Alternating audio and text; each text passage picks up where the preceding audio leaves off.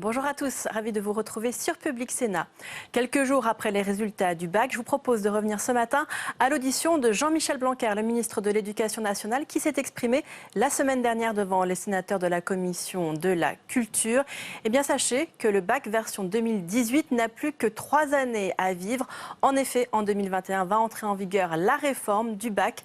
Cela va signifier bien la fin des séries L, ES et S. Sachez également que le bac en lui-même va être complètement chamboulé avec une épreuve de français, 2 épreuves d'option, une épreuve de philosophie, un grand oral qui vont compter pour 60% de la note finale et enfin 40% de la note qui va provenir d'un contrôle continu.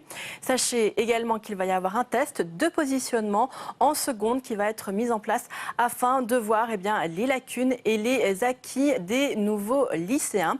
Sachez enfin que Jean-Michel Blanquer, la semaine dernière, s'est aussi exprimé sur la question de l'apprentissage, puisque cela va être également au programme du projet de loi sur l'avenir professionnel. Prochaine loi qui va notamment être présentée au Sénat par Muriel Pénicaud.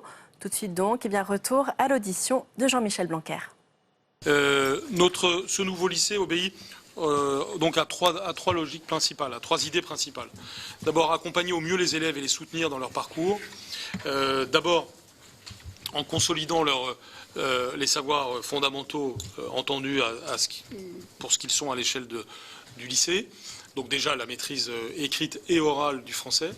Ça, c'est une réalité qui se profile dès la rentrée 2018, puisque en septembre 2018, vous aurez donc dans 2 mois, 3 mois, vous aurez un test de positionnement en seconde, que passeront tous les élèves de seconde de France, permettant de voir leur niveau de français en particulier et leur niveau de mathématiques, et permettant de peaufiner, d'affiner l'aide personnalisée qui leur sera proposée pour reconsolider les savoirs fondamentaux.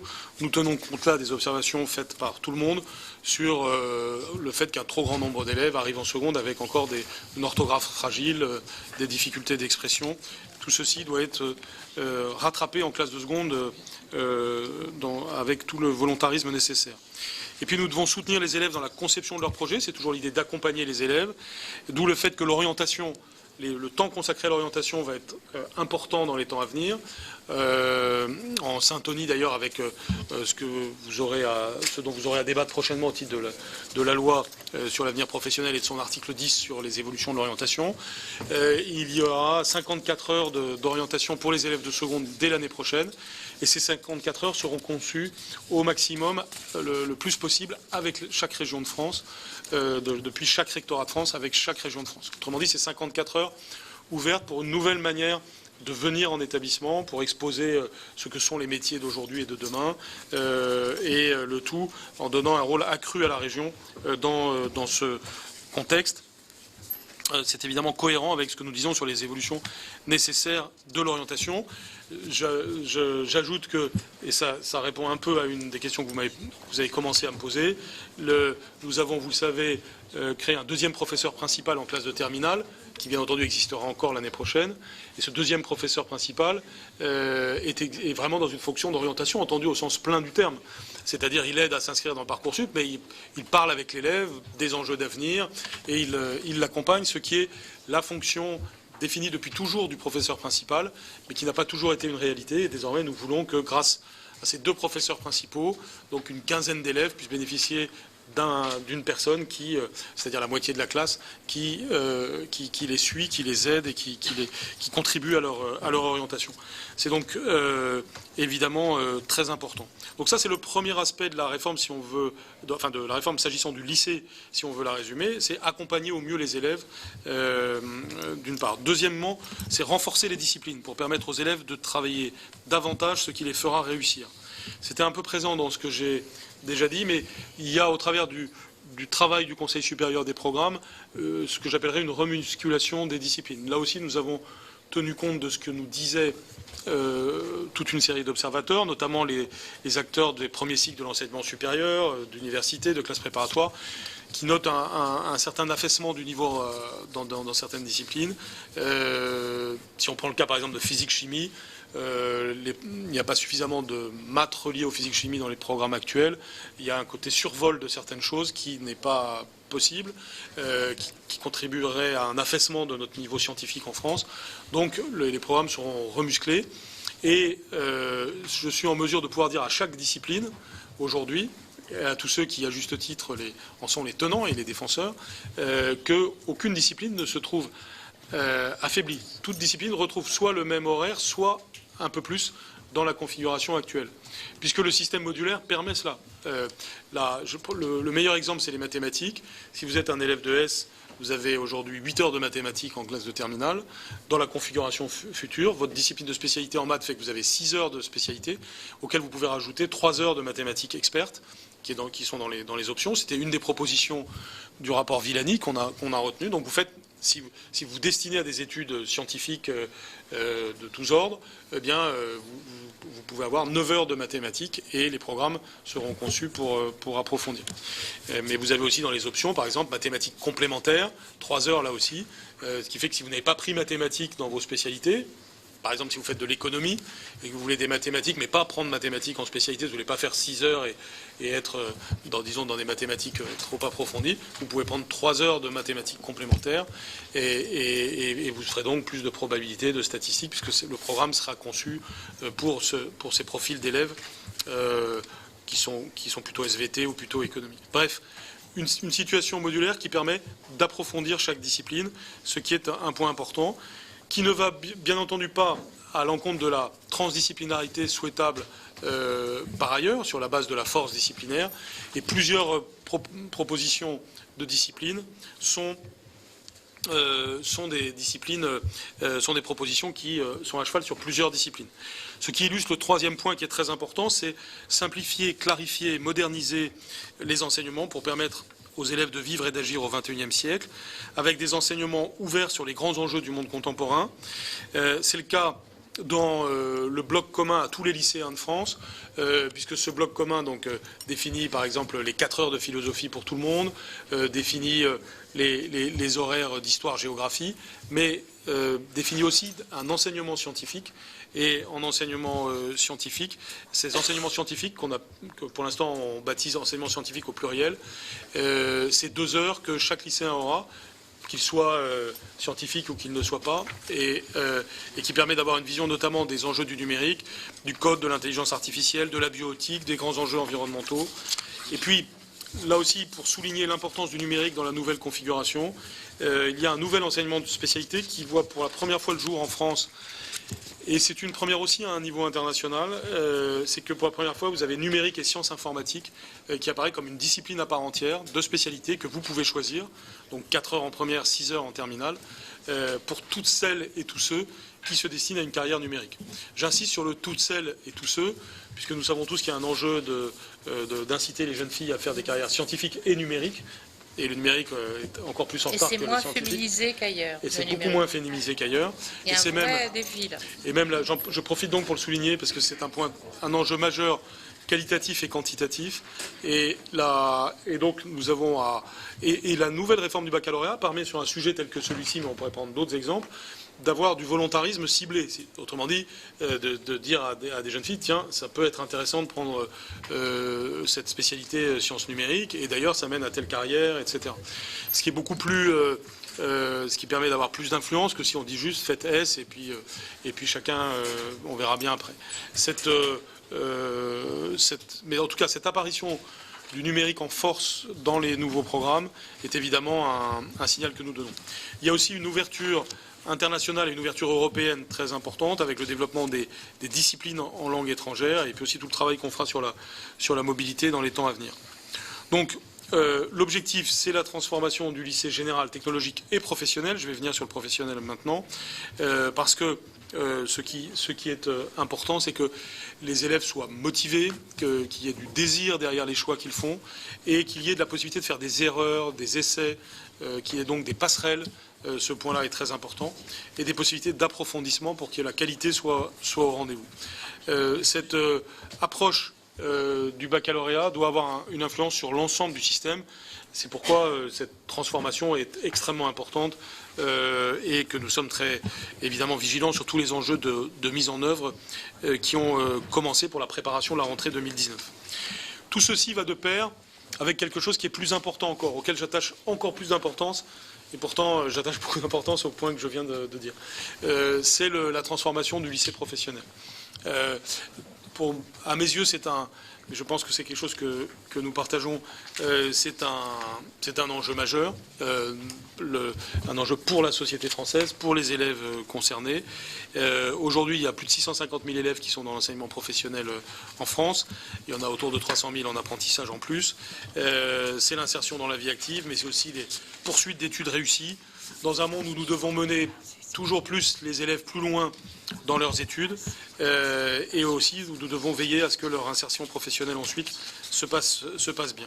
Donc c'est l'image et le contenu de l'enseignement professionnel qui doit évoluer. Là aussi la même méthode a été suivie, c'est-à-dire un rapport mené par une parlementaire, la députée Céline Calvez, et par un chef cuisinier, M. Régis Marcon, que vous avez auditionné, donc je me permets d'être peut-être plus bref maintenant. Vous voulez que je raccourcisse, c'est ça? Non, j'aurais pas prétention à contrôler votre discours. D'accord, non, c'est juste normal. pour vous dire qu'on est bien dans le mouvement parce que voilà, on auditionne au fur et à mesure les personnes. C'est très bien. C'est d'ailleurs une des vertus de cette méthode que de créer cet effet-là. Et donc, il y a eu un rapport Calvez-Marcon que vous connaissez tous. Sur la base de ce rapport, j'ai concerté pendant plusieurs semaines avec les organisations syndicales, ce qui a permis d'ailleurs de retenir un certain nombre de propositions et de présenter la réforme de la voie professionnelle il y a moins d'un mois. Cette réforme, je peux la résumer en 3 axes qui, à mes yeux, sont fondamentaux. D'abord, et j'insiste volontairement premièrement sur celui-ci, un effet campus et un effet réseau. L'effet campus et l'effet réseau, c'est fondamental parce que ce que nous voulons, j'ai utilisé l'expression Harvard du pro pour bien signifier que c'est cet effet de prestige et d'attractivité et de plaisir d'être là que nous recherchons. Le mot campus n'est pas nouveau. Nous avons aujourd'hui des campus des métiers et des qualifications, il y en a 78 en France, mais un des problèmes du système français sur ce sujet comme sur d'autres, c'est parfois de se payer un peu de mots. C'est-à-dire derrière le mot campus, en fait, vous avez la pancarte campus, mais clairement, physiquement, vous n'êtes pas dans un campus. Dans un certain nombre de cas, non. Dans un certain nombre de cas, oui. Eh bien, quand nous disons campus, ça doit vraiment être campus. Et quand on dit campus, on pense espace vert, on pense logement, on pense équipement sportif, on pense lien avec l'enseignement supérieur, on pense présence de plusieurs institutions. Et donc il y a une notion physique ultra concrète derrière la notion de campus. C'est une compétence des régions, bien entendu, et cette réforme est un élément de lien puissant et très coopératif entre les régions et l'État. Et c'est d'ailleurs, je crois, perçu comme tel par les présidents de régions avec qui nous en parlons. Et j'ai déjà l'exemple de plusieurs régions qui ont commencé à prendre des engagements pour que leurs investissements convergent avec cette réforme, de façon à mailler le territoire français de campus, à renforcer les campus existants, à faire que parfois certains lieux qui s'appellent campus et qui n'en sont pas vraiment le deviennent pour de vrai, ou que des campus soient créés ex nihilo. Exemple que j'ai en tête, dans telle région, la proposition d'un campus du cuir pour faire renaître tout un territoire rural, renaître aussi tout un savoir-faire à la française dans le domaine du luxe, en lien d'ailleurs avec l'agriculture, etc. Donc il y a toute une série de projets de ce type qui peuvent se développer à la faveur de cette notion. Mais il y a aussi une notion de réseau, parce que tout lycée appartiendra à un réseau thématique national et à un réseau géographique local. Le réseau thématique national, c'est le fait de mettre en commun des compétences sur l'ensemble du pays. Exemple type, vous avez des lycées de l'automobile aujourd'hui, eh bien il est bon qu'ils soient réunis dans un réseau national. Aujourd'hui, l'automobile, c'est le véhicule électrique, c'est tous ces enjeux d'avenir qui sont énormes, c'est la voiture sans chauffeur, etc. Tous ces enjeux de très grandes évolutions technologiques doivent évidemment faire l'objet de formation continue de nos professeurs, faire l'objet de présentations devant les élèves, faire l'objet d'une masse critique, d'une force, d'une puissance de notre pays sur l'ensemble des sujets de d'évolution de l'économie, de la société et des métiers, que nous mettrons en moteur, si je puis dire, des lycées professionnels grâce aux réseaux thématiques nationaux. Et puis il y aura des réseaux géographiques, parce que nous voulons en finir avec ce qu'on appelle parfois, d'un mot vilain, qui est les LP mobilettes. C'est-à-dire le fait que vous alliez dans un lycée professionnel parce que c'est celui qui est à portée de mobilette de votre domicile. Et donc c'est du déterminisme social, c'est du déterminisme territorial, c'est donc de l'injustice. Et ce que nous voulons, c'est qu'un élève puisse avoir une présentation à 50 km ou 100 km à la ronde d'une série d'opportunités qui existent, et donc et qui puissent les choisir pour des raisons de fond et pas pour des raisons pratiques qui ont réduit ces possibilités. Ceci développera aussi des logiques de coopération plutôt que des logiques de concurrence entre les établissements, et c'est très important. L'effet campus et l'effet réseau doit permettre aussi d'avoir des institutions autres que le LP sur un même lieu. Je pense évidemment au CFA, mais on peut penser aux incubateurs d'entreprises, on peut penser à des partenariats de tous ordres qui font que dans le campus, on circule au milieu d'institutions, au milieu d'acteurs qui sont stimulants pour les élèves et qui leur permettent de se projeter dans le futur positivement. Tout ceci s'accompagne de la création de BTS. C'est déjà un signal qu'on a envoyé pour la rentrée de septembre 2018, puisqu'on a créé des places de BTS. 2000 places de BTS ont été créées pour cette rentrée, plus 2000 places de BTS, plus 2000 autres pour des classes passerelles. Autrement dit, une année qu'un élève qui a un bac pro fait avant d'entrer en première année de BTS pour se préparer à réussir dans le BTS. Tout ceci pour qu'on ait des poursuites d'études qui soient synonymes de réussite pour les bacs pro qui veulent poursuivre des études. Et nous voulons dans le futur des ingénieurs, des docteurs, qui ne seront pas la majorité bien entendu, mais qui seront significatifs de parcours possibles, comme ça existe dans d'autres pays où les cadres et les dirigeants ont des origines beaucoup plus diverses que ça n'est le cas dans notre pays. Le second enjeu, le second axe, c'est pour la réforme professionnelle. Donc il y a l'effet campus réseau en premier axe. Le deuxième axe, c'est des thématiques d'avenir pour les formations qui sont données dans ces établissements. C'est évidemment, de nouveau, on retrouve les enjeux des différentes révolutions numériques. Je parle au pluriel volontairement parce que c'est toute une série d'éléments qui viennent changer notre monde et changer les métiers. C'est la robotique, c'est l'intelligence artificielle, c'est la blockchain, c'est le big data, c'est les réseaux sociaux, et c'est l'ensemble des conséquences du numérique, et qui parfois peuvent faire l'objet d'un campus spécifique, ou qui, de toutes les façons, vont avoir un effet transversal sur l'ensemble des campus.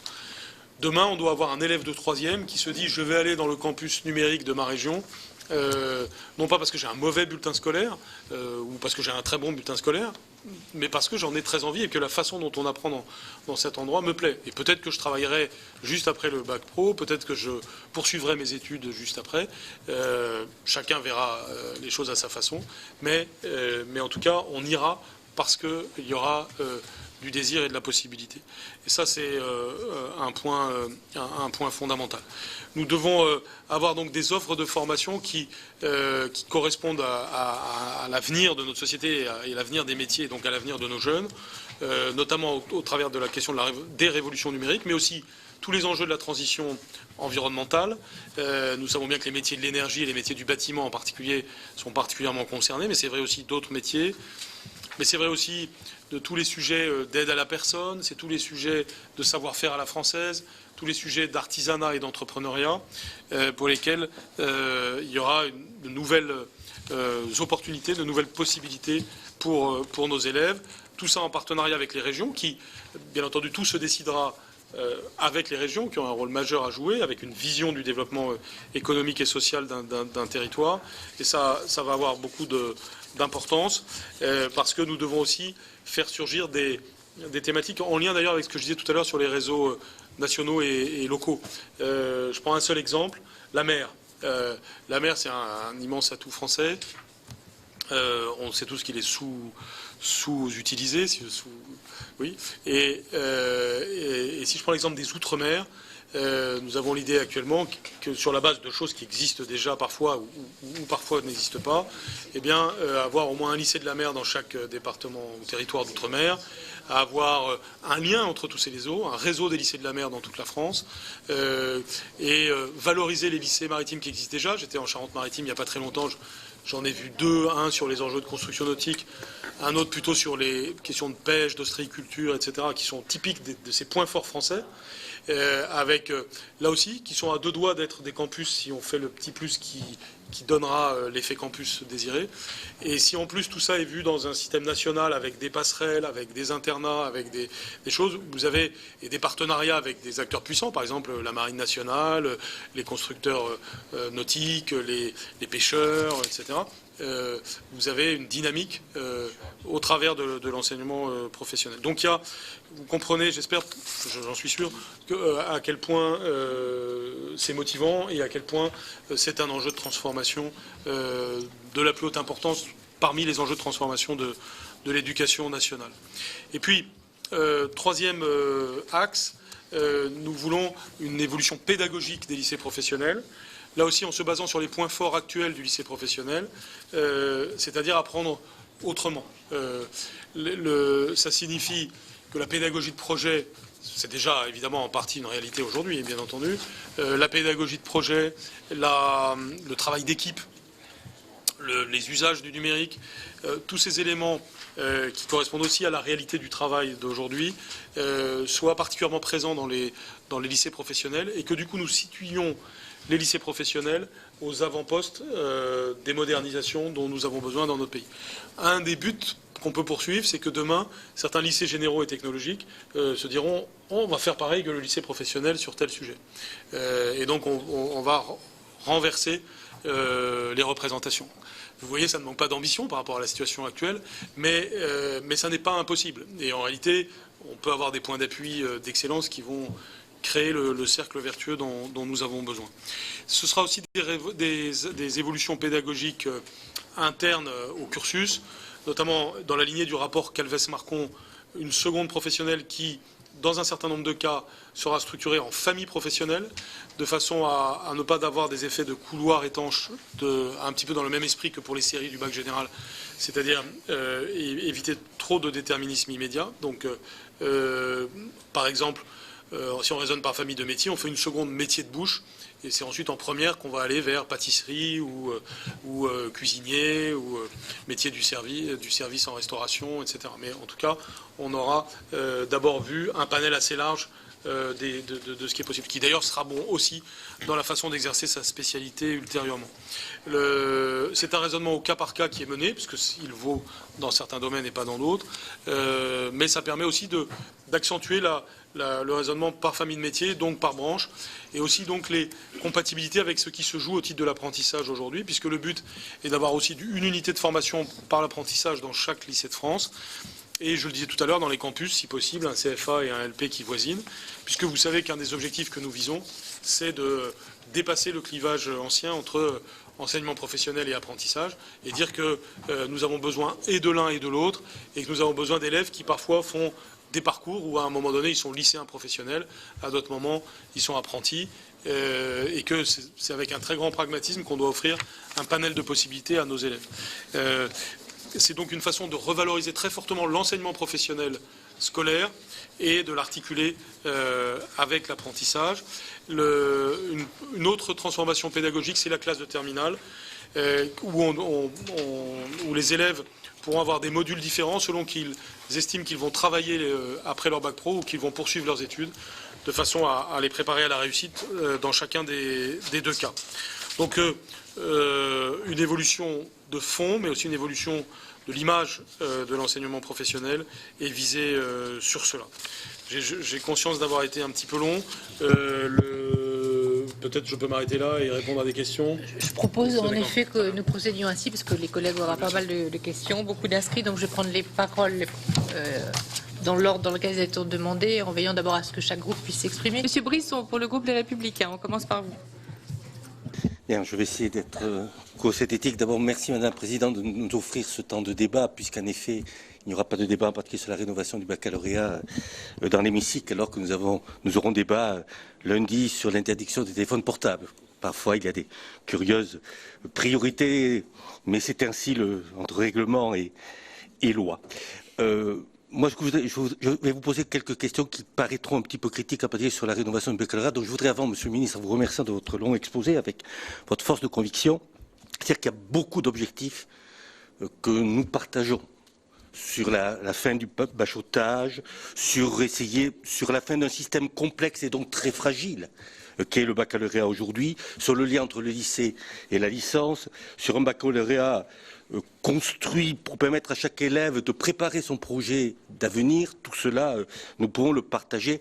Et j'ai beaucoup apprécié à titre personnel ce que vous avez dit sur, je vous cite, la remusculation des disciplines qui rompt avec un discours ambiant qui pouvait nous poser problème. Et je voudrais en effet saluer le travail mené par la présidente du CSP actuellement pour aller dans ce sens-là. Alors, mes questions concernant la fin du bachotage, avec une vraie interrogation. Vous dites plus de contrôle continu, 40%. Mais vous dites épreuve commune, dans une unité de temps. Un peu. Et donc, est-ce qu'il n'y a pas là un danger d'institutionnaliser tout au long de la première et de la terminale ce temps de bachotage et de peser sur la vie des établissements et donc de limiter la capacité d'innovation? On sait que le baccalauréat est un frein à la capacité d'innovation pédagogique, c'est le bachotage dont vous parliez.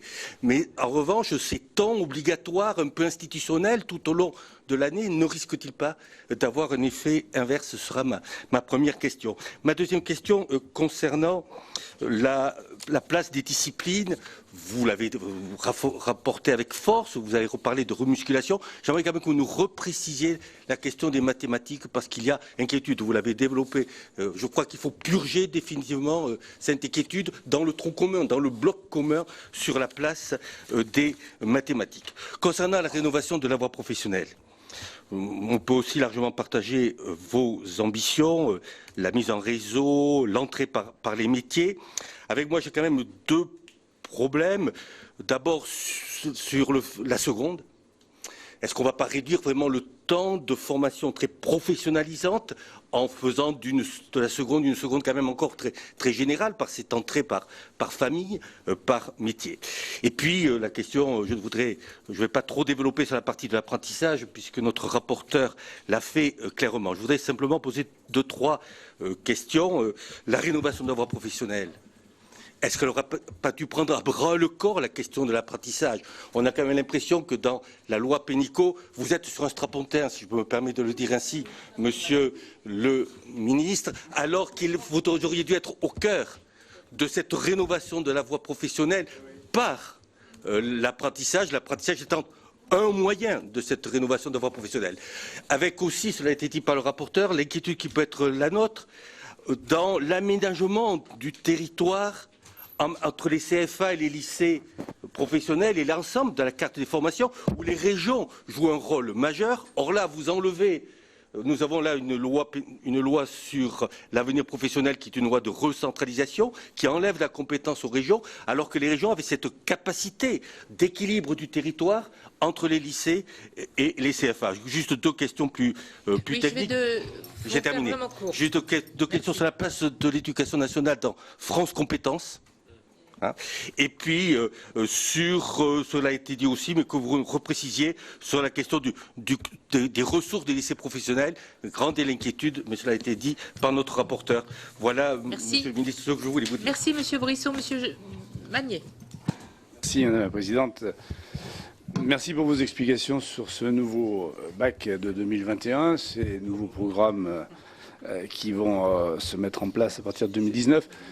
Je n'y reviendrai pas, beaucoup de choses ont été dites, puis en définitive, c'est un coup parti. Maintenant, les choses vont se mettre en place. Je trouve que ce n'est pas si mal, effectivement, et l'avis général fait que ce bac a l'air de convenir globalement. Je voudrais aussi dire un mot sur le projet de loi Avenir professionnel. Comme l'ont dit mes deux collègues précédemment, nous sommes très tristes de voir que ça échappe beaucoup au domaine de l'éducation, toute cette loi qui, quand même, concerne l'avenir des jeunes. qui pour certains, l'article 10 notamment, ça ressemble beaucoup à un cavalier législatif, c'est-à-dire qu'on fait la part de l'orientation dans un article qui n'a pas grand-chose à voir avec tout ce qu'on peut dire dans l'éducation nationale, même si vous avez effectivement expliqué dans quel état d'esprit tout cela a été fait. Et il y a un dessaisissement des régions d'un côté pour aller vers les branches professionnelles, et il y a une difficulté de coordination entre les CFA et les lycées professionnels, comme l'a fait remarquer tout à l'heure notre collègue, qui nous paraît inquiétante. Moi, je voudrais revenir un peu à l'école élémentaire, puisqu'on n'en parle pas pour l'instant. L'école primaire, je vous avais interpellé lors de votre première audition devant cette commission sur l'éventuel glissement de moyens de dispositifs plus de maîtres que de classes vers ce nouveau dispositif qui concerne les quartiers en REP+, pour faire que les classes de CP et de CE1 soient dédoublées à 12. Et vous m'aviez dit à l'époque, non, il n'y aura pas de transfert de moyens. Or, on s'aperçoit aujourd'hui que c'est inexact, il y en a bien eu. Et plus gravement encore, il y a un transfert des moyens de remplacement, puisqu'aujourd'hui on est dans une situation grave des remplacements chez les enseignants, parce qu'il a bien fallu trouver des postes quelque part. Et moi, je regrette que ça ait été fait, donc vous pourrez peut-être nous éclaircir là-dessus. Je voudrais aussi dire un mot sur ce patchwork qui existe aujourd'hui, national, qui existe aujourd'hui sur les rythmes scolaires, qui est totalement, à mon avis, inacceptable. J'ai déjà pris la peine de vous le dire plusieurs fois, mais je pense qu'aujourd'hui, il est tout à fait inacceptable que le ministère de l'Éducation nationale se satisfasse d'avoir une carte de l'éducation et des rythmes scolaires appliqués dans ce pays qui soient aussi diverses, et que 80% aujourd'hui des écoles fonctionnent sur un régime dérogatoire, puisqu'en fait, la semaine de 4 jours, c'est un régime dérogatoire à la semaine officielle qui est de 4 jours et demi. Donc je pense qu'il faudrait tout de même que l'Éducation nationale assume ses responsabilités par rapport à un rythme national, aussi bien pour la journée que pour la semaine, que pour l'année scolaire. Tout cela est sur le tapis, je le sais, mais il faut absolument que l'Éducation nationale revienne là-dessus. Un mot sur la formation des enseignants. Vous avez parlé dans certaines interviews de pré-recrutement, de rechercher un vivier pour les enseignants qui aujourd'hui manquent à l'appel pour venir s'engager dans cette carrière. Un mot là-dessus. Et enfin, une question sur cette prime au mérite pour les enseignants des REP+, à qui il était promis 3 000 €, mais qui vont avoir 1 000 €, puis le reste sera certainement donné au mérite. Alors, qui va pouvoir apprécier le mérite? Qui va fixer les critères? Est-ce que cette rémunération supplémentaire au mérite va être appliquée auprès d'autres enseignants? Voilà ces questions que je voulais vous poser. Merci. Parfaitement dans les temps, Monsieur Magnier. Merci. Monsieur Ouzoulia. D'être aussi ponctuel que mon compatriote du Massif central. Monsieur le ministre, d'abord une question sur Parcoursup. Aujourd'hui, quelques chiffres nous arrivent. Il faudrait que vous les confirmiez ou vous les infirmiez. Moi, j'ai compris que sur la région Île-de-France, j'ai pas de chiffres ailleurs, il y aurait environ 10 000 candidats et candidates qui auraient fait appel à la Commission régionale d'accès à l'enseignement supérieur parce qu'ils sont sortis complètement de la procédure Parcoursup. Ils ont eu que des vœux négatifs. Est-ce que c'est un chiffre qui est à peu près exact? Et puis, qu'est-ce que vous allez en faire? Comment trouver pour la rentrée 10 000 places pour les accueillir? Moi, je m'interroge sur le lieu d'où ils viennent. De ce que j'ai compris, c'est beaucoup de lycéens de l'enseignement professionnel et des lycées de banlieue. Et ma question de fond, c'est sur la relation entre le lycée, le bac et Parcoursup, qui est à retravailler. Notamment parce que, vous le savez, un certain nombre d'universités ont introduit, par le biais des algorithmes locaux, on a eu la discussion avec votre collègue la semaine dernière, des pondérations des notes de terminale en fonction du rang des lycées, ce qui crée des dysfonctionnements dans l'accès à l'enseignement supérieur et qui remettent en question d'une part la carte scolaire, je connais bien le problème dans les Hauts-de-Seine, et puis qui pose un problème pour la nature du bac lui-même. Vous nous avez dit, et vous vouliez ensuite intervenir plus largement, donc je vous en donne l'occasion, que nécessairement il faudrait réintroduire dans Parcoursup des notes issues du bac dans sa nouvelle version. Je crois que c'est aussi la proposition de Pierre Mathiot. Moi, ça me semble une nécessité. En tant que républicain, moi je reste attaché au baccalauréat, qui est quand même un examen national et anonyme. Hein, et je pense que c'est ce qui permet de rebattre les cartes et d'éviter justement ces disparités régionales d'accès à l'enseignement supérieur. Je veux pas être trop long, je veux juste rajouter une petite interrogation à propos de l'enseignement agricole public, qui est dans une situation par rapport à sa double tutelle, le ministère de l'Agriculture et le ministère de l'Éducation nationale, qui est complexe et qui aujourd'hui aimerait bien que ces spécificités soient prises aussi en compte dans le cadre de la réforme du bac. Nous avons l'obligation de ne pas les oublier, parce qu'aujourd'hui, ils sont vraiment en situation difficile. Voilà, en 3 minutes. Bien, une question sur l'enseignement français à l'étranger par Madame Lepage. Monsieur le ministre, c'est une question pour nous d'actualité. D'ailleurs, j'ai souhaité que nous lancions une mission d'information et de contrôle avec la Commission des Affaires étrangères. Nos collègues Claude Kern et André Valigny sont en train de travailler sur le sujet. Madame Lepage, je vais vous poser une question spécifique. Oui, merci Madame la Présidente. En effet, Monsieur le Ministre, j'aimerais vous parler de l'enseignement français à l'étranger, qui est, comme vous le savez, fragilisé pour des questions de financement, mais aussi les problèmes de détachement qui concernent plus directement votre ministère contribuent à le fragiliser. C'est dans ce contexte que l'annonce du président de la République qui souhaitait doubler ou qui souhaite doubler le nombre d'élèves dans le réseau à moyen terme, qui questionne. En effet, ce réseau comprend actuellement 350 000 élèves, donc on arriverait à un doublement. Une grande réflexion a été lancée qui inclut votre ministère, le ministère des Affaires étrangères, l'AEFE, des parlementaires à différents niveaux, puisque une députée a été missionnée.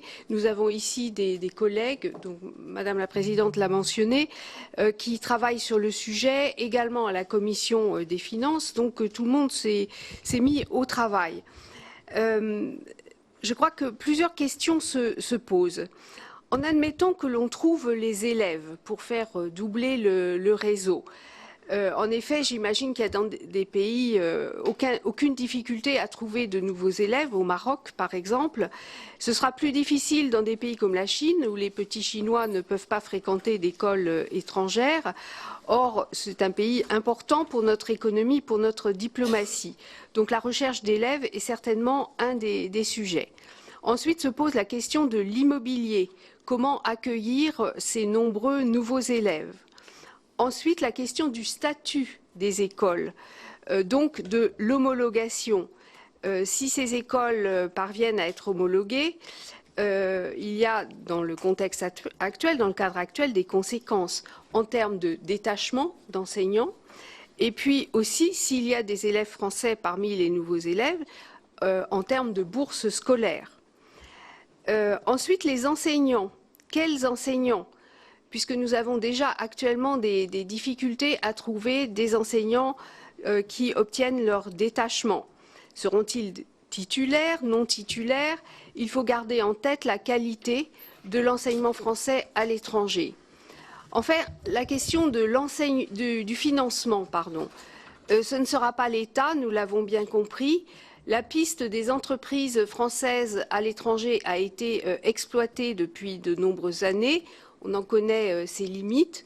Donc il reste la possibilité de trouver des investisseurs étrangers. Je vais vous demander de synthétiser la fin de votre question, Madame Lepage. 2 lignes. Donc ces investisseurs étrangers, ça peut poser une question d'éthique. Il faut s'assurer de la garantie de l'origine des fonds. Donc ça fait beaucoup de questions, beaucoup d'inquiétudes. Donc Monsieur le Ministre, est-ce que vous pouvez répondre en partie à ces questions? Je vous remercie. Lepage. Alors, mes chers collègues, je vous donne la parole mais cette fois 2 minutes, pour une question supplémentaire, de façon à ce que le ministre aura l'ensemble des sujets, mais je vais faire que ce soit selon un bon rythme. Alors, Madame Darcos. Oui, merci Madame la Présidente. Monsieur le Ministre, je vais vous parler juste en 2 minutes d'un sujet qui me tient à cœur. Vous parliez des programmes donc pour la réforme du bac et donc la réforme du lycée qui serait finalisée pour décembre. Je vais vous parler des éditeurs scolaires qui s'inquiète un tout petit peu, bien évidemment, c'est mon dada, vous le savez, de ce timing. Je parle même pas du financement, parce que c'est les régions, bien évidemment, qui financent les manuels. C'est juste en termes de timing pour la réforme du collège. Souvenez-vous, ils avaient été obligés de faire en un an les 4 niveaux. Et ça avait été très compliqué pour eux. Ils étaient au bord du burn-out. Tous ceux qui avaient en fait écrit les manuels. Excusez-moi, je suis fatiguée. Les rédacteurs, qui sont quand même des profs et qui le font en général sur leur congé. Là, si j'entends bien, vous finissez en décembre, et ça voudrait dire qu'ils aient 6 mois pour que les manuels arrivent dans les établissements, puissent être choisis pour la rentrée d'après. Je me fais leur porte-parole. Il faudrait quand même pouvoir, bien évidemment, leur apporter des éléments, mais je ne doute pas que vous avez ça à cœur. Merci. Et Monsieur Leleu. Oui, merci Madame la Présidente. Monsieur le Ministre, 2 petites questions en association avec Jacques Grosperrin, que j'excuse, qui est en CMP actuellement. La première concerne le vecteur de transmission, la passerelle entre vous, dont on observe la volonté affirmée de réforme nécessaire et que nous approuvons, et l'enfant lui-même, c'est-à-dire les enseignants, et la réforme sans doute nécessaire des SP. Dans ce contexte de transmission de ces réformes et de ces volontés. La deuxième question concerne le double sens du mot discipline. Vous avez beaucoup parlé des disciplines enseignées et de leurs nouvelles orientations, mais je voudrais évoquer la discipline, c'est-à-dire la forme de maintien d'un certain ordre dans les établissements scolaires, et quelles sont les mesures dont vous avez déjà montré quelques signes qui pourraient faire revenir, notamment dans les collèges, une forme de discipline que je qualifierais de citoyenne ou de sociale, avec des mesures simples que vous avez déjà expérimentées, mais y en a-t-il d'autres ? Sur la réforme des SP, je crois que nos collègues Max Brisson et Françoise Laborde auront un certain nombre de propositions à formuler. Je crois pouvoir le deviner, Monsieur Brisson. Alors, Madame Blondin. Madame la Présidente, 2 points. Quelle sera la place des langues régionales dans la réforme du baccalauréat? Et y aura-t-il des possibilités de passer certaines épreuves en langue régionale? Il y a un différent actuellement dans 2 académies, celle de Bordeaux et celle de Rennes. Donc, alors que le président, le 21 juin à Quimper, a bien parlé d'un pacte girondin-breton. Voilà, mais il a parlé d'un pacte girondin-breton. Deuxième chose, Monsieur le Ministre, concernant le recrutement, y aura-t-il des recrutements au niveau académique? Merci. Merci. Madame Billon. 2 minutes. Voilà, merci Madame la Présidente, Monsieur le Ministre, je vous remercie pour votre exposé. Je voudrais juste revenir sur 2-3 points. Vous avez parlé de numérique et scientifique avec l'intervention et le rapport de Cédric Villani sur le sujet. Donc avec aussi la possibilité de donner plus de place aux filles qui s'orientent pas suffisamment dans cette branche lors des études supérieures. Nous avons organisé la semaine dernière, avec les 2 délégations aux droits des femmes à l'Assemblée et au Sénat, une table ronde à l'Assemblée nationale en présence de Cédric Villani qui a fait part de ses propositions. Ne pensez-vous pas que le collège et le lycée sont finalement des périodes, et surtout le lycée d'ailleurs, des périodes un peu tardives pour donner le goût à l'informatique et aux sciences pour les filles, qui sont d'ailleurs très présentes dans les sciences jusqu'en terminale. C'est plutôt dans les études supérieures qu'on ne les retrouve pas. Donc, est-ce qu'il n'est pas trop tard au lycée pour l'informatique de donner le goût aux jeunes filles pour ces matières? Je crois qu'aujourd'hui, on se préoccupe à la fois dans l'enseignement primaire et au collège essentiellement du numérique en termes d'outils et d'équipements c'est-à-dire les écrans, les tableaux numériques. Et j'ai moins l'impression qu'on se préoccupe de la manière dont on enseigne avec ces outils numériques et comment c'est enseigné et est-ce qu'il y a vraiment des vraies compétences à la fois depuis la maternelle en passant par le primaire et le collège pour enseigner et non pas uniquement équiper les établissements.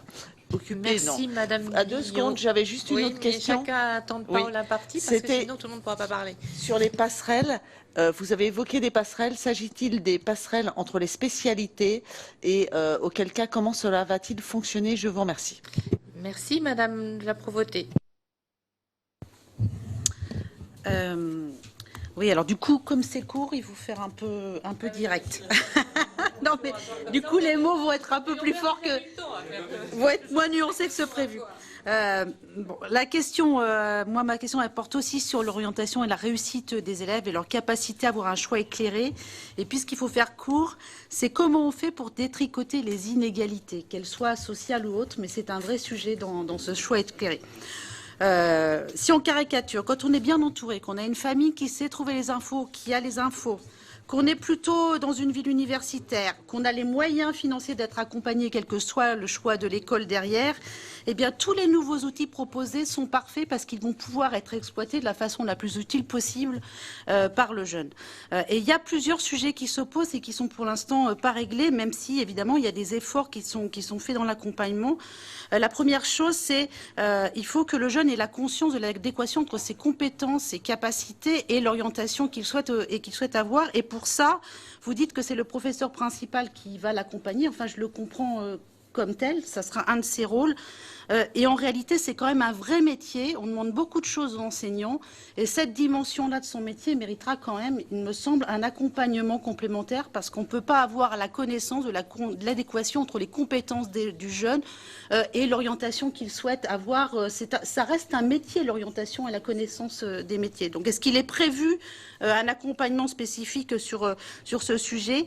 Le deuxième sujet, c'est les capacités financières des jeunes et donc le contexte familial et social, parce que ce sujet-là est source de censure. On prend des filières courtes au lieu des longues parce que voilà, et on choisit la proximité. Il y a des problèmes de logement, de coûts des écoles. Est-ce qu'il y a toute une dimension sociale dans l'accompagnement du jeune qui lui permet justement d'être débarrassé de ces considérations-là pour faire son choix? Donc c'est ma deuxième question. Et enfin, est-ce qu'il ne faut pas traiter la question de l'orientation le plus en amont possible, c'est-à-dire dès le collège, parce que 3 ans pour faire un choix et connaître les métiers, ça paraît extrêmement court. Merci Madame la Provoté. Madame Brûlin. Merci Madame la Présidente. Monsieur le Ministre, je vais me permettre de réinsister sur une question, enfin 2 aspects soulevés. Un collègue, c'est-à-dire le fait que concrètement sur le terrain, les CP, les CE1 à 12 en REP+, ont bénéficié, je vais le dire comme ça, de diminution de moyens pour le dispositif plus de maîtres que de classes et sur les remplacements. Du coup, viennent se télescoper. Par exemple, nous, on a des exemples de parents d'élèves qui ne comprennent pas que d'un côté, vous prôniez, ce qui est une mesure juste, l'obligation scolaire à l'âge de 3 ans, alors que les remplacements ne sont pas assurés, y compris des remplacements prévus et de longue durée en maternelle. Relayer aussi des soucis, des inquiétudes et même un peu plus d'élus locaux qui voient la pression s'accentuer sur le regroupement des écoles, des établissements maternels et élémentaires, via les fermetures d'écoles à classe unique dans un certain nombre d'endroits, ou via des modes de calcul qui sont un peu sur... Oui, tout à fait, volontiers. Via des modes de calcul qui sont surprenants. À ma connaissance, par exemple, la Seine-Maritime n'est absolument pas considérée en zone rurale, alors que vous avez visité notre département il y a quelque temps, la région, le Pays de Caux en l'occurrence, et je crois qu'on peut difficilement dire que le Pays de Caux n'est pas une zone rurale. Et donc on échappe à des mesures qui pourraient s'adresser à ces territoires-là, avec des conséquences d'un maillage du territoire qui recule, et on ne peut évidemment pas décemment demander à des enfants de maternelle ou d'élémentaire les mêmes efforts en termes de transport qu'on le ferait pour des lycéens, bien évidemment. Ça suscite aussi des questions d'accueil lorsque les remplacements ne sont pas effectués pour les mères concernées. Enfin, un certain nombre de questions qui nous inquiètent à quelques mois de la prochaine rentrée scolaire. Merci Madame Brulin. Monsieur Piednoir. Oui, merci Madame la Présidente. Monsieur le Ministre, je ne répéterai pas les frustrations exprimées par Max Brisson, notamment sur la réforme du bac. Deux observations néanmoins sur son devenir. D'abord sur le grand oral de 30 minutes. Ne craignez-vous pas qu'on arrive à un risque de conformisme on a évité le bachotage. Est-ce que c'est quelque chose qu'on observe dans les concours d'entrée dans les écoles de management, qui est un sujet, je crois, que vous connaissez particulièrement bien. Vous avez dit on voulait aussi récupérer que l'apprentissage, l'assimilation des notions passait comme pour le solfège, par la répétition. Je vous fais observer que si on parle des mathématiques, par exemple, si on cumule les heures perdues, le nombre d'heures perdues sur les 15 dernières années entre le collège et le lycée, ça représente une année d'enseignement perdu. Pour rééquilibrer les choses, il faudra une année supplémentaire d'enseignement à la fin du lycée. Ce n'est pas une mesure très populaire, j'en conviens, mais c'est un constat que je fais. Vous avez déclaré, vous avez écrit plutôt, l'optimisme est un puissant ciment pour fédérer les équipes. C'est dans le livre que vous avez publié dernièrement. Vous êtes le manager d'une équipe de 742 000 enseignants en activité dans le premier et le second degré. Et pourtant, 150 000 étudiants, vous l'écrivez aussi, 150 000 étudiants sont inscrits aux différents concours de recrutement de l'éducation nationale. Un tiers seulement se présente aux épreuves. Ce qui fait qu'on a derrière des problèmes de recrutement. Un poste sur 4 n'est pas pourvu au CAPES. De surcroît, on observe des démissions, 900 démissions en 2013, près de 2000 en 2016. Il y a un réel problème. À la rentrée de 2017, vous avez déclaré vouloir soutenir les professeurs, leur faire confiance. Alors j'ai une question, cette institution, l'éducation nationale, manque visiblement d'agilité, d'attractivité. Qu'est-ce qu'on fait pour valoriser les actions innovantes des professeurs qui ne sont pas indemnisés, par exemple, pour des déplacements qui ne rentrent pas dans des formulaires prévus par l'éducation nationale? Merci Monsieur Piednoir. Monsieur Gonnet. Merci Madame la Présidente. Monsieur le Ministre, l'Académie de Versailles a mis en place une procédure d'affectation répondant au doux nom d'Affelnet. Si j'en juge par les messages que je reçois de mes collègues de l'Essonne qui dépendent de l'Académie de Versailles, des élèves qui habitent une commune dans laquelle il y a un lycée se voient refuser l'accès à ce lycée. Alors, avez-vous vent de ce dysfonctionnement et si oui, quelles sont les réponses que vous souhaitez apporter? Merci Monsieur Gonnet. Madame Monnier. Merci Madame la Présidente. 3 points. D'abord, vous avez parlé de l'importance du numérique, sciences informatiques, c'est vrai, tout au long du collège-lycée. Qui va l'enseigner? Quelle formation? Et est-ce qu'il y aura un prof dédié ou à travers des disciplines existantes? Je voudrais reprendre 2 autres points. Article 10, attention, l'orientation, vous en avez parlé, ça m'a fait plaisir d'entendre que le collège était concerné parce que pour moi, ça se travaille dès le début, mais il faut des heures dédiées et pas seulement 2 PP en terminale parce que c'est trop tard, les filières ou les spécialités sont faites. Je voudrais rappeler, j'ai rencontré tous les représentants des CIO de mon département, la Drôme, et ils m'ont fait remarquer que certains ont des troubles d'apprentissage et de comportement. Vous savez, c'est toutes les phobies scolaires et décrochage. Et ces enfants, ils ne peuvent pas aller dans un établissement scolaire. Donc, c'est important pour eux qu'ils aient une planche de salut. En l'occurrence, dans les CIO, si on ferme les CIO, ça va être un problème. Je voudrais aussi revenir sur ce qu'a dit Annick Billon. Attention aussi de bien considérer l'égalité femmes-hommes au travers de tout ce qui peut être fait en termes d'orientation pour pas trop avoir des métiers sexués. Et enfin, reprendre la suppression donc de plus de maîtres que de classes, conséquence d'une mesure que je partage, c'est important en REP ou en REP+, que les classes soient dédoublées. Mais on m'a parlé aussi, indépendamment du problème sur les remplacements et sur les suppressions de plus de maîtres que de places, de classes à effectifs chargés en primaire et en maternelle à 30. Donc il faut des moyens pour cette mesure que vous avez définie, qui est une bonne mesure. Mais il ne faut pas que ça soit au détriment du reste. Merci. Ma deuxième question, s'agissant toujours des questions numériques, c'est une option, vous l'avez noté au lycée. Pour l'instant, on opte que assez peu de lycéens la choisissent. Peut-être que ça va venir puisque c'est devenu obligatoire en élémentaire et au collège. Mais ne croyez-vous pas qu'il faille à la fois former, comme l'avait dit, les ingénieurs, les développeurs, etc., les métiers techniques du numérique, mais qu'en même temps, c'est une irrigation de toutes les disciplines dans la mesure où tous les métiers sont impactés aujourd'hui. Et ce sont des nouvelles compétences qui sont exigées désormais des futurs salariés. Donc comment répondre à cette exigence qui fait que tous les élèves doivent être formés au numérique de toute façon? Voilà. Beaucoup de questions, Monsieur le Ministre. C'est un vrai défi. Oui. Merci beaucoup. J'en ai conscience, surtout que je n'ai qu'un quart d'heure, 20 minutes. À certains moments, je vais un petit peu regrouper parce qu'il y avait des questions convergentes. Donc en commençant par les questions posées par le sénateur Max Brisson, donc j'ai bien noté ce que vous avez dit sur le fait que les objectifs sont partagés. Je pense qu'il y a un relatif consensus français autour des objectifs que j'ai pu expliciter et que c'est important. Vous avez dit qu'il y avait un risque de faire du bachotage à l'occasion des épreuves communes. Je pense que vous avez raison de pointer ce risque. Il y a toute une série de risques dans la mise en œuvre et je ne les masque pas et celui-ci en est un. C'est pourquoi actuellement, il y a tout un travail qui est fait pour que ce ne soit pas le cas. Et c'est pour ça que j'ai fait la comparaison avec les bacs blancs tout à l'heure. Parce qu'aujourd'hui, les bacs blancs, ça existe et ça ne paralyse pas trop les établissements. Et donc la consigne que nous avons, et ça nous amène à mener un raisonnement plutôt par établissement, c'est plutôt la simplicité et la souplesse.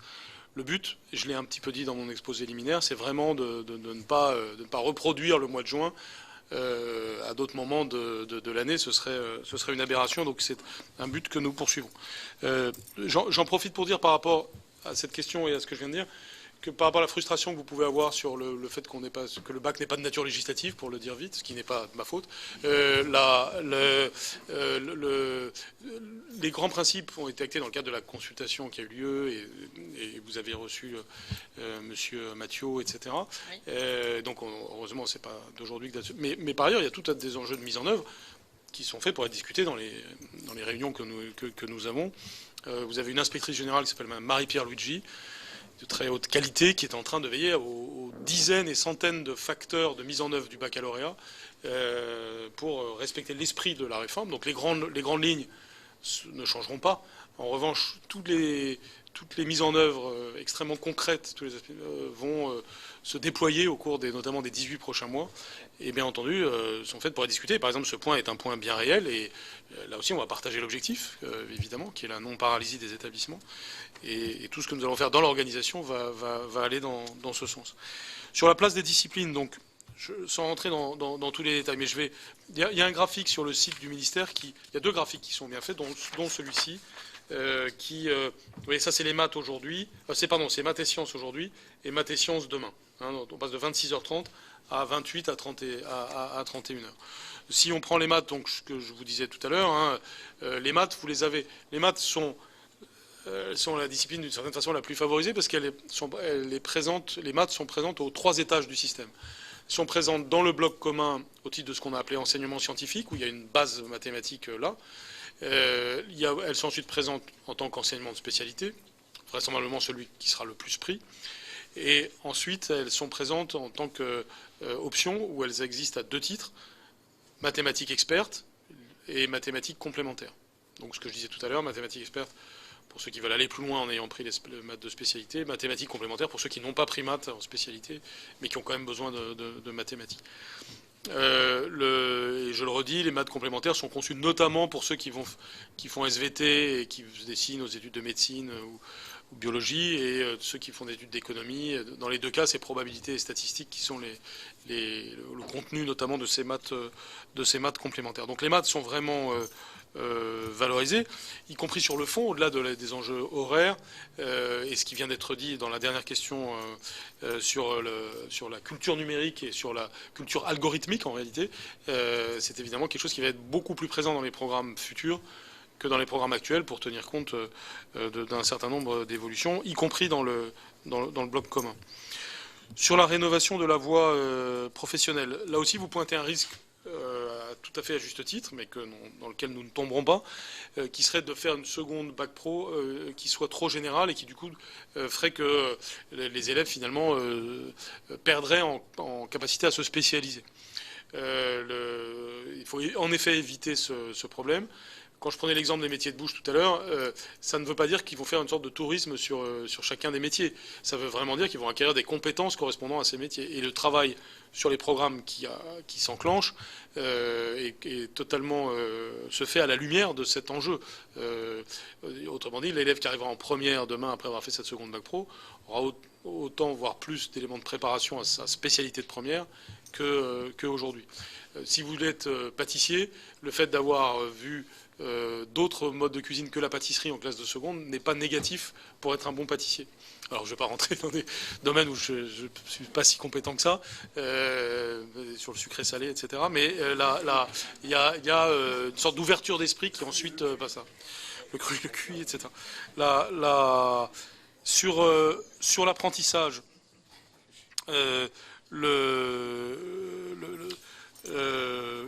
oui, l'apprentissage a vocation à habiter l'enseignement professionnel très fortement. Encore une fois, il ne faut pas négliger dans ce qui est en train de se jouer la présence systématique d'une unité de formation par l'apprentissage dans chaque lycée de France. Et tout ce que nous allons faire aussi dans les enjeux de mise en œuvre sur cette présence accrue de l'apprentissage. Nous l'avons clairement dit, donc je ne pense que c'est absolument pas marginal. Je pense que nous ne sommes pas du tout sur un strapontin, mais que nous sommes vraiment dans un partenariat ministère du Travail, Éducation nationale, qui est quelque chose d'assez inédit et qui va donner sa pleine force ensuite. Donc j'ai pas de problème là-dessus. Vous avez reposé la question de l'article 17 d'une certaine façon sur les ressources DLP. Donc là, je voudrais redire ce qui est tout à fait su de tous, qui est que le hors-quota dans la nouvelle configuration a été calculé dans la manière de rédiger l'article 17 pour que, justement, on retrouve à peu près les proportions qui sont celles aujourd'hui de hors-quota touchées par les lycées professionnels. Donc c'est le but visé et c'est bien ce que nous recherchons. Et qu'il y ait eu du débat au moment du passage à l'Assemblée sur ces questions, c'est après tout bien normal. Mais néanmoins, la visée gouvernementale est parfaitement claire sur cette question. Sur ce qu'a dit Monsieur le sénateur Magnier, et là je vais regrouper donc des questions, y compris que vous avez posées à la fin,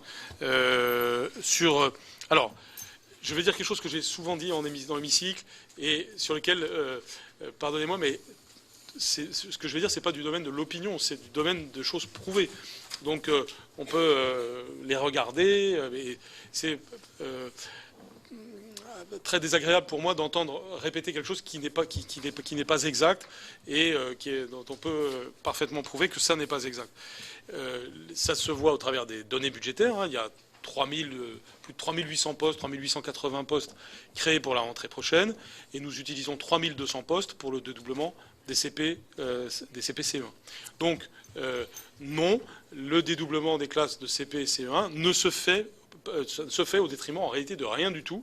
Je vais revenir ensuite dans le détail sur rural, remplacement, plus de maîtres que de classes, mais ça ne se fait au détriment de rien du tout. La meilleure preuve de cela, c'est que le taux d'encadrement s'améliore dans l'école primaire, va atteindre un record historique favorable et n'aura jamais été aussi bon qu'à la rentrée prochaine, et donc il s'améliore dans chaque département de France et a fortiori dans les départements ruraux à la rentrée prochaine.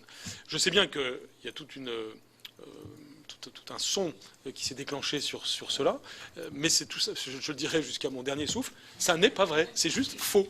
Et donc, alors après, si vous voulez, après que des classes ferment. Alors après, prenons le rural. Je rappelle qu'aujourd'hui, dans le Cantal, c'est 14 élèves par classe. Donc c'est pas une mesure CP-CE1 en Lozère. En Lozère, c'est pas une mesure CP-CE1 pour la Lozère, c'est une mesure petite section jusqu'à CM2 pour la Lozère de 14 élèves par classe. Dans le Cantal, c'est 16 élèves par classe, de la petite section au CM2. L'école primaire rurale française aujourd'hui réussit mieux, et tant mieux, et je m'en réjouis, et je suis là pour la renforcer aussi, que l'école primaire en général. Donc ne nous trompons pas de problème, et ne faisons pas comme si les fermetures de classes à l'école rurale étaient nées cette année parce qu'on a pris la mesure CP-CE1. Ça ne serait pas, vous n'avez pas dit ça, d'autres le disent. Vous avez trop de recul dans le temps pour ne pas savoir que il y a un problème. Oui, il y a un énorme problème. Bien sûr qu'il y a un problème, et je suis le premier à le dire. Il y a un problème de baisse démographique en milieu rural. Ça, oui, c'est un véritable sujet. Et donc, ça peut se traduire par des fermetures de classes. Il y a beaucoup moins de fermetures de classes en milieu rural qu'il n'y en aurait si nous n'avions pas injecté des postes pour pour limiter le phénomène. Donc oui, il y a des fermetures, ce qui d'ailleurs parfois est en quelque sorte normal. Je serais le premier à désirer que les causes qui engendrent ça n'existent pas, mais ça existe. Ensuite, je fais une très claire distinction, et je le dis aux recteurs, aux DAZEN et aux IUN, entre fermeture de classe et fermeture d'école. C'est pour ça que je vous ai demandé de me donner des exemples tout à l'heure, et j'en suis friand, et je peux encore les prendre en compte aujourd'hui, donc c'est pas pour vous donner un argument, mais c'est pour agir. Je considère qu'il faut être extrêmement vigilant sur les fermetures d'école. Il y aura encore des fermetures d'école, bien sûr, mais il faut qu'elles soient le plus consensuelles possible, parce qu'elles correspondent à une réalité de terrain. Tout ce que l'on peut faire pour que ça ne soit pas le cas doit être fait, et je n'ai rien contre les écoles à classe unique. Dans certains cas, comme dans des îles, à la montagne, ça se justifie. Et donc, encore une fois, une fermeture de classe obéit à des réalités mathématiques matinées de discernement humain, si je puis dire. Une fermeture d'école doit réfléchir à 7 fois avant de le faire. Parfois, on va finir par le faire. Parfois, c'est une bonne chose. Parfois, le RPI est la solution et il faut le faire. Mais parfois oui, parfois non. C'est des enjeux d'analyse locale et je me garde bien de faire une théorie là-dessus. Vous avez raison. Vous avez raison. Mais bien sûr, mais je vous demande de croire une chose, c'est que ce que je suis en train de vous dire, c'est mon discours. Je n'ai qu'un seul discours, c'est celui-là. Et donc, je l'ai devant tout public, y compris les DAZEN et les IUN, etc. De sorte que si vous rencontrez une réalité en contradiction avec ce que je viens de dire, vous la signalez, vous faites référence à mon propos. Et donc, les fermetures d'écoles... Alors, mettons qu'il y a une fermeture d'école en Pays de Caux. J'en ai pas connaissance... mais s'il y en a, il faut le dire, il faut qu'on regarde. C'est des choses que je suis prêt à considérer de très près, parce que je sais très bien qu'une fermeture d'école peut avoir quelque chose de dramatique. Je suis aussi sensible que vous à ça. Enfin, c'est un point très important. C'est pour ça que je le redis, je profite de cette occasion, et c'est un sujet, je le sais bien, évidemment extrêmement important pour les sénateurs et pour tout le pays, c'est notre stratégie pour le rebond rural. Parce que si vous voulez, ce qui me désole dans les débats qui peuvent exister sur ces sujets, c'est que on fait 2 dégâts si on pose mal le débat. Un dégât qui est de délégitimer la division des classes de CP et de CE1 par 2, alors même que c'est en train de donner son plein jus. Et deuxièmement, on fait un dégât parce qu'on n'identifie pas le vrai problème. Le vrai problème, c'est que fait-on, nous, éducation nationale, mais aussi autres secteurs, pour contribuer au rebond rural en France. Moi, je suis un militant du rebond rural. Vous me trouverez toujours pour essayer de faire ça, tout en étant conscient que nous sommes sur une pente extrêmement négative. Je le vois bien avec mes chiffres éducation nationale. C'est de l'ordre de 30 à 40 000 enfants en moins chaque année depuis 3-4 ans. Et donc, et beaucoup en milieu rural. Donc, que fait-on pour ça? Moi, je propose d'abord attractivité de l'école rurale, que des gens aient envie de s'installer parce que l'école rurale est dynamique et qu'elle fait envie, et parce que justement on y réussit mieux qu'ailleurs. Et deuxièmement, le plan internat, nous n'avons pas le temps d'en parler aujourd'hui, mais au mois de septembre, il y aura un plan internat dont une bonne partie ont vocation à se situer en milieu rural pour créer, soit pour relancer ceux qui existent déjà, soit pour en créer des nouveaux, pour attirer en milieu rural. Et puis, de façon générale, un discours sur le rural qui soit un discours motivant, qui va de pair aussi avec ce que je disais sur les campus professionnels tout à l'heure en milieu rural, etc. Mais en tout cas, je t'ai répondu. Alors, je vais aller plus vite maintenant. Non. Moi, juste sur le milieu rural, je voudrais juste rebondir sur quelque chose que sont les conventions ruralité. Elles ont été confiées à notre collègue Alain Durand, qui ne nous a absolument pas contacté, commission de la culture, sur ce sujet, qui vient même dans notre département sans nous informer, d'ailleurs. Comment ça s'articule avec vous, justement, ces conventions ruralité? D'ailleurs, elles sont mal appelées, parce que ce n'est pas les conventions ruralité, en réalité. C'est conventions pour l'école en milieu rural, d'après ce que j'ai compris. Oui, on peut dire ça. Écoutez, alors bon, sur la communication entre vous et le sénateur Durand, je ne me prononcerai pas. On aimerait savoir comment ça s'articule avec vous. Parce que l'objectif, c'est évidemment d'être en lien fort avec vous tous. Donc, comme vous le savez, c'est un dispositif lancé par le précédent gouvernement que nous avons voulu approfondir et amplifier. Ce qui, à passage, vous montre qu'il y a des choses que j'approfondis et que j'amplifie. Donc l'objectif, c'est d'atteindre tous les départements ruraux. On considère qu'il y en a 66 en France, qui est une convention par département. Aujourd'hui, c'est plutôt une quarantaine.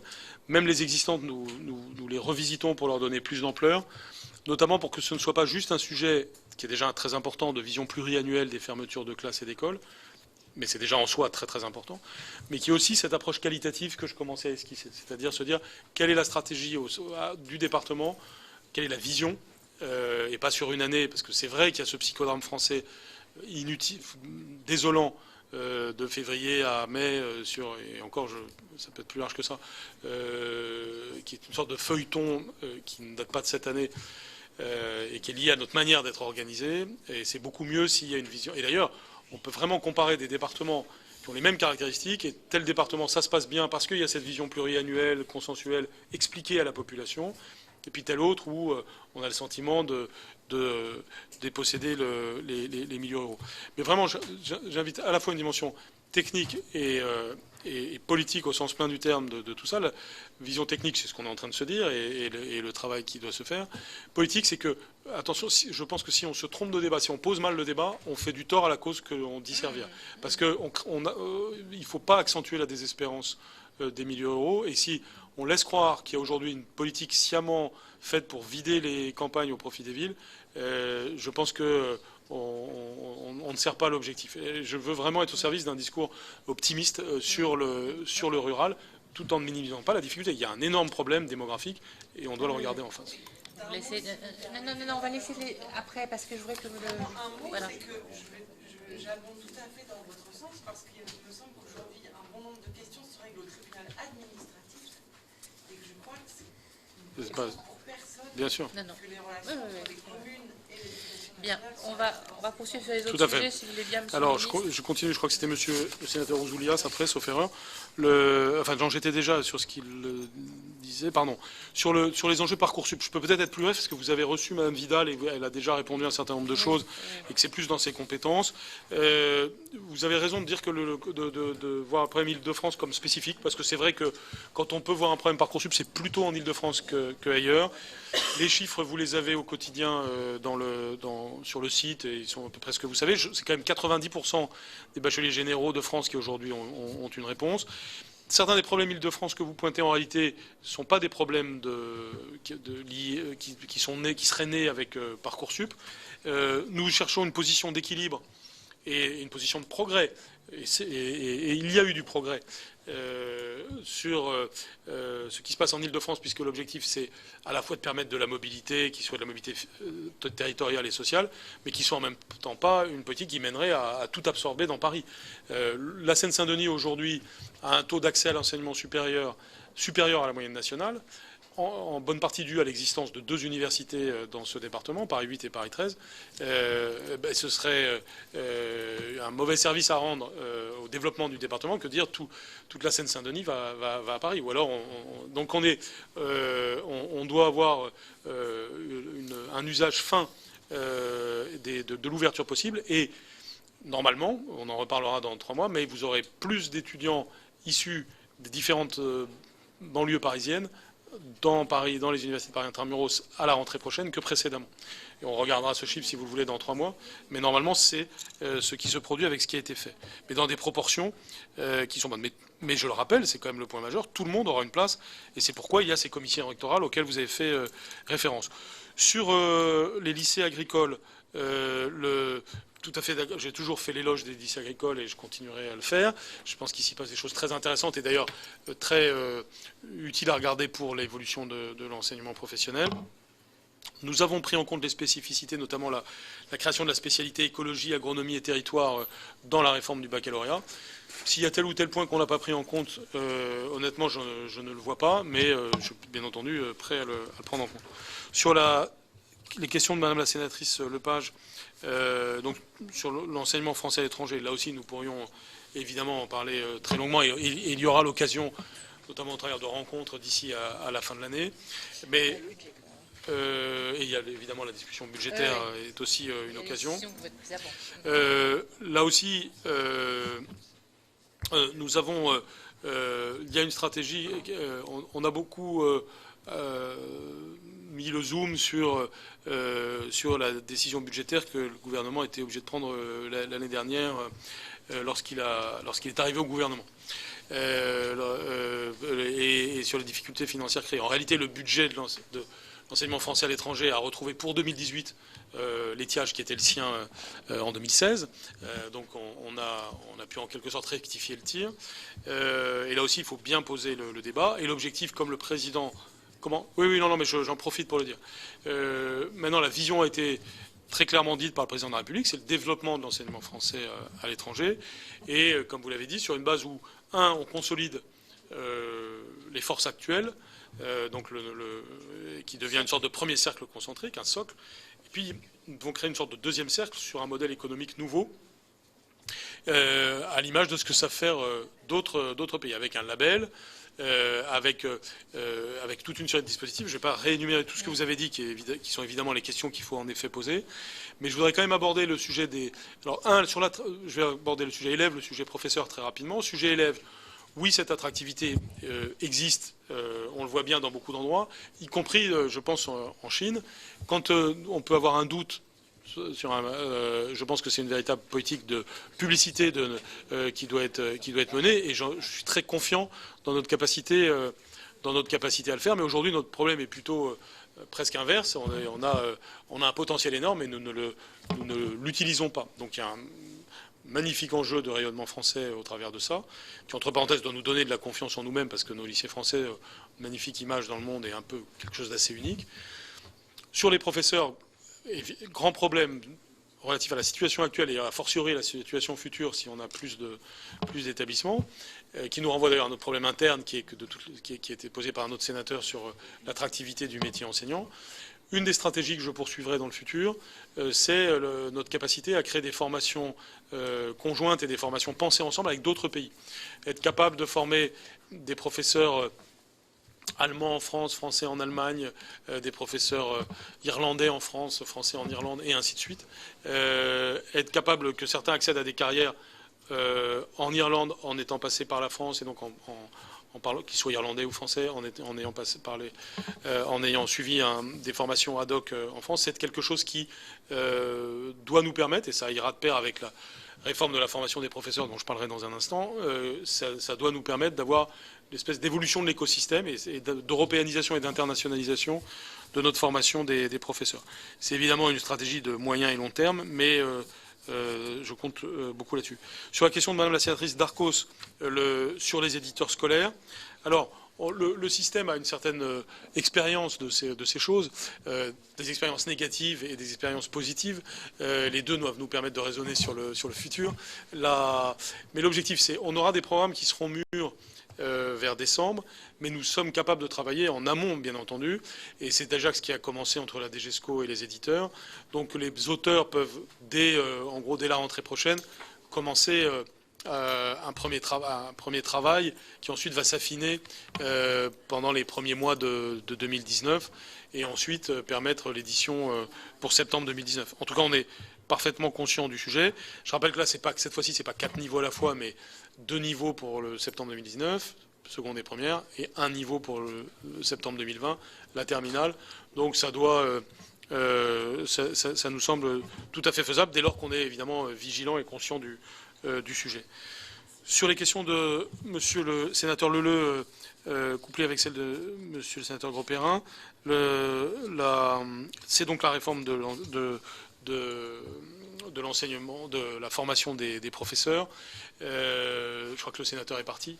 Mais la question est très importante. C'est parti en commission. J'en profite pour le dire quand même.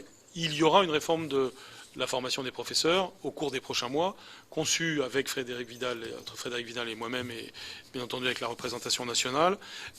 C'est la mère de toutes les réformes, il faut bien le dire, c'est la matrice de toutes les réformes. Elle est donc très importante. Je ne peux évidemment pas rentrer dans les détails maintenant. C'est à relier à ce que je viens de dire d'ailleurs sur l'enseignement français à l'étranger, à relier à ce que j'ai dit sur le pré-recrutement ces derniers temps, à relier aussi à ce que vous avez dit sur le pouvoir législatif. Parce qu'il y aura une loi en 2019. Cette loi est indispensable du fait de la scolarité obligatoire à 3 ans. Ce sera l'occasion aussi d'avancer sur certains sujets, et notamment la formation des professeurs, avec quelques idées claires dès maintenant, notamment l'importance de l'excellence de la recherche et donc de la formation, et d'autre part l'importance de la présence des praticiens et du rôle de l'éducation nationale en tant qu'employeur unique in fine dans ce qui se passe dans l'ESP. Avec une distinction peut-être plus forte qu'aujourd'hui entre ce qui se passe au titre du premier degré et au titre du second degré, et aussi certainement une réflexion sur la place du concours.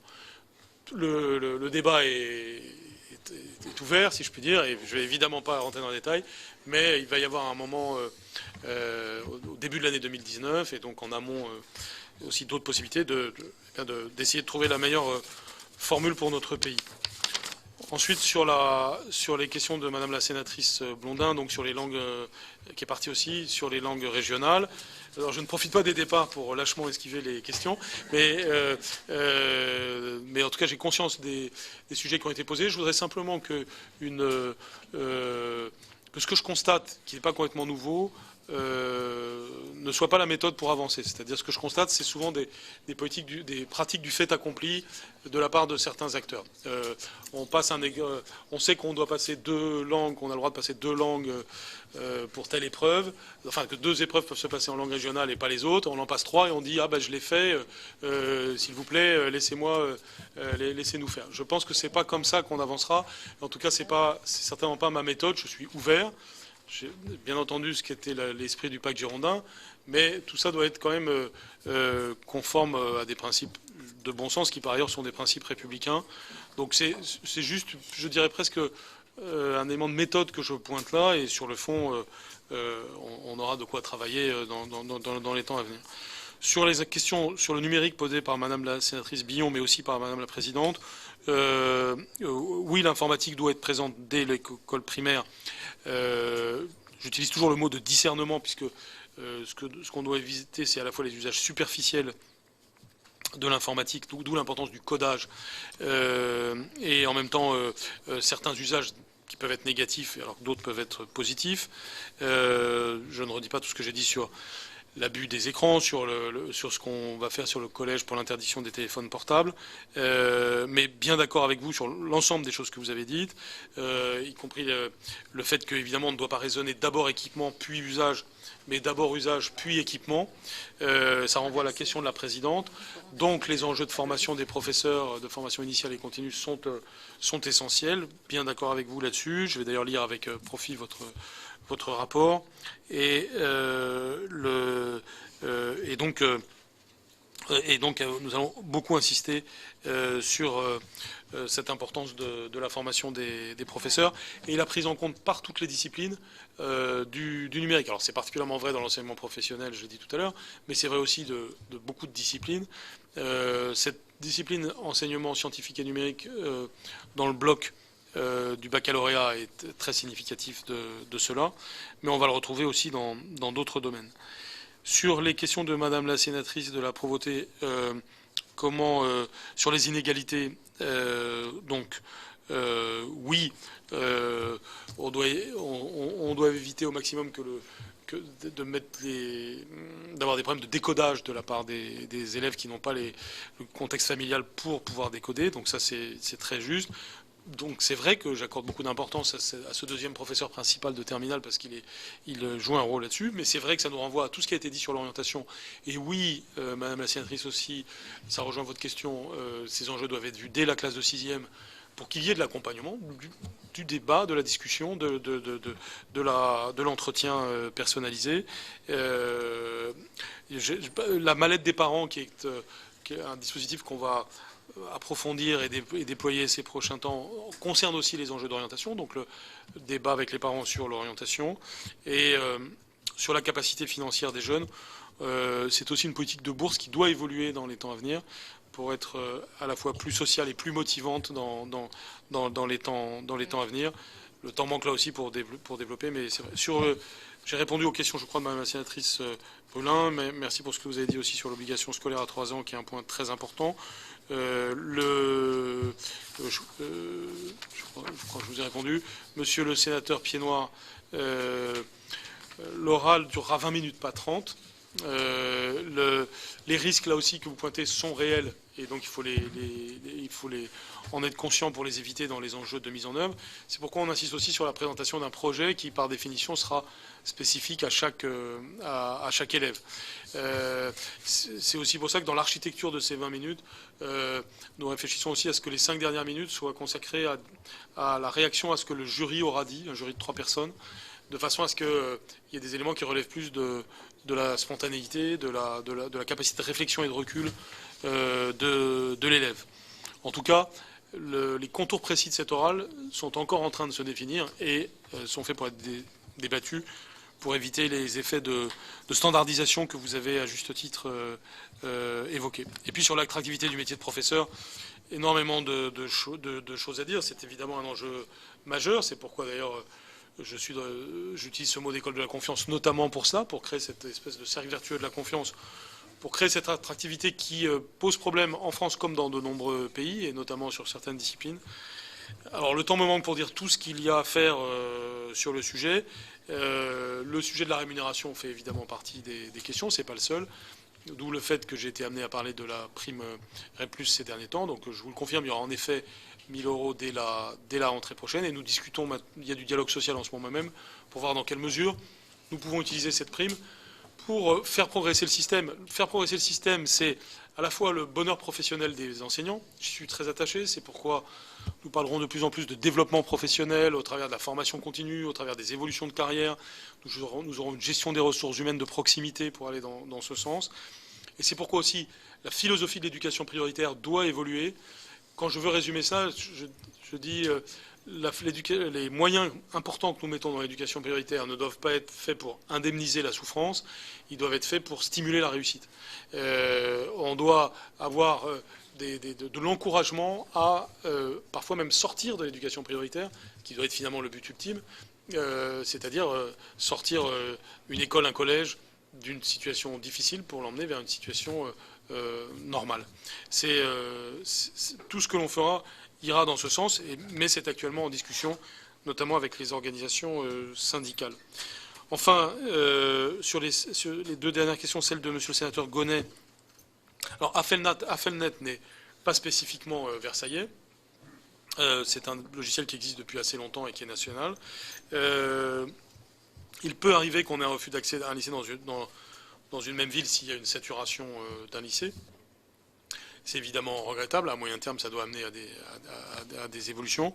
Mais le logiciel est sans arrêt amélioré d'année en année pour tenir compte justement des difficultés qui ont pu se présenter. Donc normalement, il ne doit pas y avoir de choses trop absurdes du fait d'Affelnet, mais quand c'est le cas, il y a des corrections qui sont possibles, des recours qui sont possibles.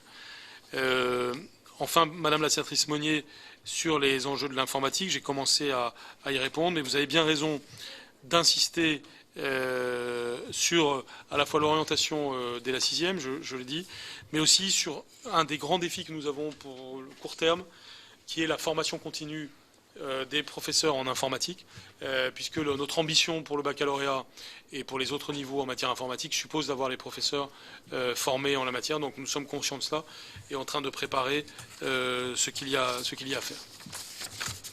Voilà pour l'audition de Jean-Michel Blanquer, le ministre de l'Éducation nationale, qui s'est exprimé la semaine dernière devant les sénateurs de la Commission de la Culture autour de sa réforme du lycée, sa réforme du bac et enfin la question de l'apprentissage qui va être au programme de la prochaine loi, bientôt examinée au Sénat sur l'avenir professionnel, sur la liberté de choisir son avenir professionnel. Vous pouvez toujours voir et revoir toutes les auditions sur notre site publicsénat.fr. Très bonne journée sur les chaînes parlementaires.